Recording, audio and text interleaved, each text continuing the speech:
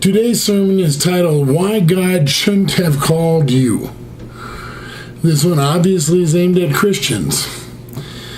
And Christians always have a lot of reasons why they can't do this and they can't do that.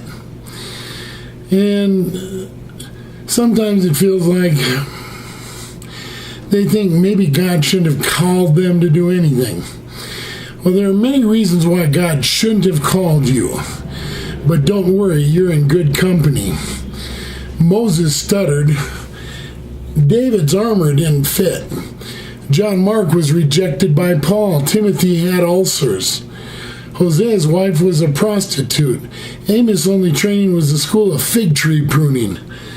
Jacob was a liar. David had an affair. Solomon was too rich. Jesus was too poor. Abraham was too old. David was too young. Peter was afraid of death. Lazarus was dead. John was self-righteous. Naomi was a widow. Paul was a murderer. So was Moses. Jonah ran from God. Miriam was a gossip. Gideon and Thomas both doubted. Jeremiah was depressed and suicidal. Elijah was burned out. John the Baptist was a loudmouth. Martha was a worrywart. Mary was too lazy. Samson had long hair. Noah got drunk. Did I mention that Moses had a short fuse? So did Peter, Paul. Well, lots of folks did. But God doesn't require a job interview.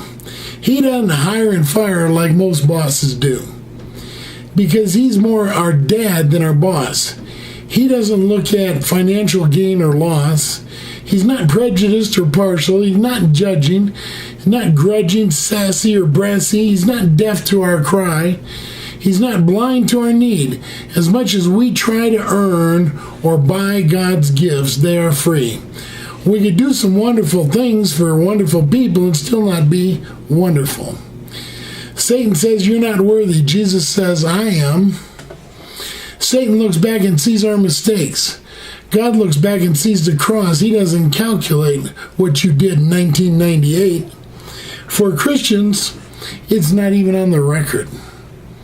Sure, there are lots of reasons why God shouldn't have called us, but if we are magically in love with Him, if we hunger for Him more than our next breath, He'll use us in spite of who we are, where we've been, or what we look like. I pray that as Christians we will step out of our limitations into the unlimited nature of who God is. Then our passion for God and our passion to communicate Him will make mincemeat of our limitations. Paul tells us what God told him when Paul said he had an issue. He said, "But he said to me, my grace is sufficient for you, for my power is made perfect in weakness.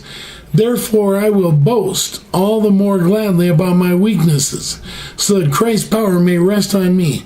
That is why, for Christ's sake, I delight in weaknesses, in insults, in hardships, in persecutions and difficulties.